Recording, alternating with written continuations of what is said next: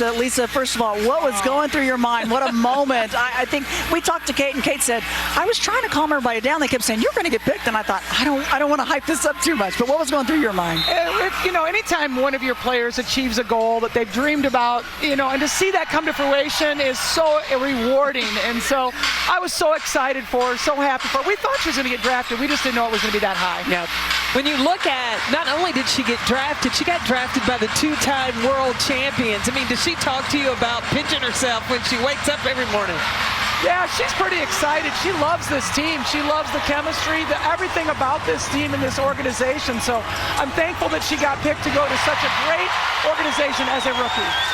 Well, I know you just retired, but I don't know. I feel like you've been out on a world tour of your own here. You've been traveling around, but how fun to be able to get a chance to see these players play. It's a fast pace going right now. Well, yeah, and we had 3 Hawks on the floor at the same time, so that was pretty darn neat. I'm telling you, I'm so proud of every one of them. Megan, Caitlin, obviously Kate. It's just so much fun to have them, go into the W and be able to play so well. You look at this crowd, Lisa, there are Iowa fans with Iowa jerseys in. We even ran into a guy that came from Albuquerque, New Mexico to come watch Caitlin play. I mean, what was that experience like to have a phenomenal player like Caitlin Clark? Yeah, I mean, it was really special, obviously, but the attention that she received from the media, from the fans all around the country was just incredible how she raised the level of awareness for women's basketball. And it's like we've had a great product, but it took somebody like Caitlin, I think, who just did something a little bit different to bring the eyes. Now the eyes are there, and everybody's realizing how good our game has been for a long, long time. Yeah, I think that's a great point. I think that Caitlin brought the eyes, and then those eyes recognize there's a lot of talent in women's basketball that has been kept a secret for way too long. Way too long. And that's what we used to always tell our players. When you have a superstar like Caitlin, you're coaching a superstar. We used to always tell our players, listen, when her light shines, it shines on all of us.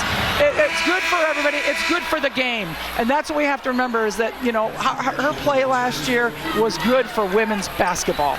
They're the all-time scorers for the Iowa Hawkeyes. Caitlin Clark, the all-time scorer, surpassing everyone. And there's Megan Gustafson. She seems pretty happy here as well. Both she and Kate really praising Becky Hammond and her system.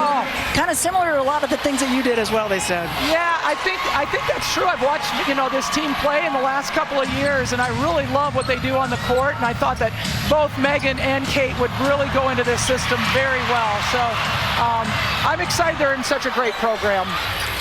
Scoring is a must if you're going to play for Las Vegas.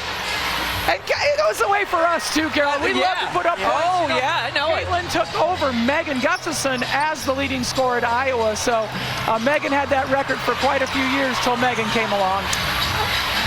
Fever hanging on to the 2-point lead. They were up in the first quarter. The Fever getting their first win last night in Los Angeles. That's got to be pretty tough, I would think, on Caitlin to just really be patient with herself and with her team.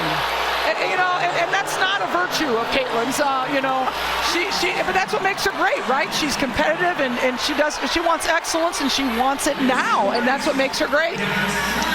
Foul call on Alicia Clark, and that is her second. Put Caitlin Clark to the stripe. Oh, yeah, that's a foul. Alicia Clark caught her across the face. You never think you fouled, do you? Oh, you never think you fouled. Ever. Ever. Yeah, we asked Caitlin, we knew that the staff was coming and said, well, who are they going to choose? Who are they going to cheer for? She said, whoever shows up in Aces gear. So you did the right thing and showed up in Iowa gear. Something, I'm cheering for the Hawks. There you go. I got another Iowa girl out there, Kia Stokes. Went to my high school. Right, from the state of Iowa. Yep, that's true. Yep. That is true. Yeah. So now the 4-point lead. Free throws good for Clark. She's got 5 points. Listen, watching the WNBA this season, and I know you've watched it for many years, I mean, how do you rank the level of talent that's in the league right now? I mean, it's amazing. I mean, really, like you're seeing, I just think the way the women are taking care of their bodies, honestly, they're such good athletic specimens, and I think it's so much fun to see like how Megan Gustafson has recreated her body. She changed herself from a post in college to being a power forward in the WNBA. It's amazing how that they've just done such a great job. And the coaching, obviously, Becky Hammond's a tremendous coach, and I think the coaching is getting a lot better too, which is fun. Absolutely. That makes the game better. Well, and there's so much talked about not having to go overseas if you can choose to stay in and train and condition, and that's been a big plus as well. The Fever out running against the Aces. We'll take the timeout.